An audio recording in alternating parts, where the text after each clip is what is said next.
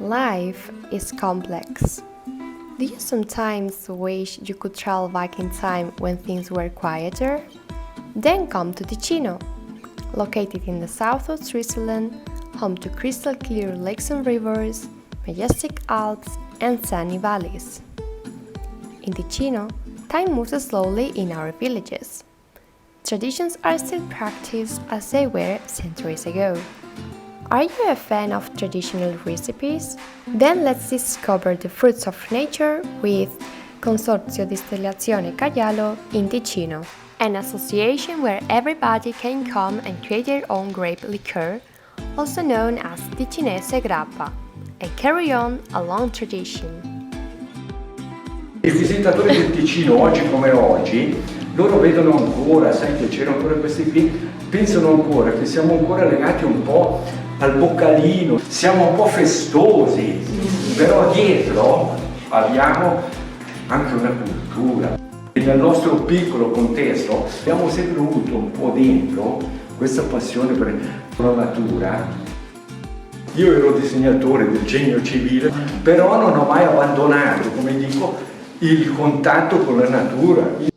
E ho fatto anche un corso di frutticoltura, sia per le piante, gli alberi da frutto, la vigna, ma non ho tralasciato perché la passione è sempre stata. Mi ha insegnato, sì, mi ha tramandato questa passione mio papà. La prima volta che ha fatto la grappa, eravamo ragazzi e c'era ancora l'alambicco casalingo. Prima si distillava il grosso e poi si doveva fare la seconda ridistillazione e quindi ci mettevano lì e allora io per fare in fretta e c'era di tutto e ci ho dato un po' di fuoco, ho preso tutto. Il primo cosa ho detto qui così facciamo in fretta a fare la grappa, però ho sbagliato tutto. Com'è il processo di fare la grappa? Quali sono gli ingredienti? Esatto, ecco adesso entriamo proprio sul vivo di questa situazione. Da cosa si legava la grappa? Dalla frutta. Sono le tre basi essenziali, generali, le tre fasi per fare la distillazione, per fare la grappa. La prima è la frutta, è la base che deve essere ben matura, pulita, perché se è matura più zucchero, levare tutte le parti impure, il legname. Poi la fermentazione è importante, finito la fermentazione si può fare la distillazione. Si mettono 120 litri, questo qui è la caldaia, che qui c'è il fornello di riscaldare, sì? E qui c'è qui mettiamo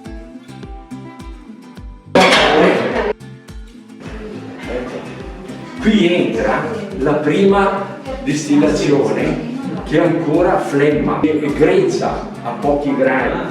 Qui ci metto l'acqua che quindi mi dà già da raffreddare e quindi è anche questo e questo qui è dopo tutto il raffreddatore che si condensa, il condensatore di tutto questo. Quando arriva la grappa si apre il rubinetto e raffredda al fondo, così tutto il vapore condensa l'alcol, perché così il funzionamento dell'alambico è nient'altro, evaporazione e raffreddamento. Dopo la distillazione viene anche la degustazione.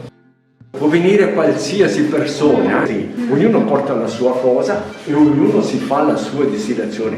Io come concessionario apro la porta, verifico la materia prima, cerco di insegnare il più possibile, di tramandare, l'importante è tramandare ai giovani queste.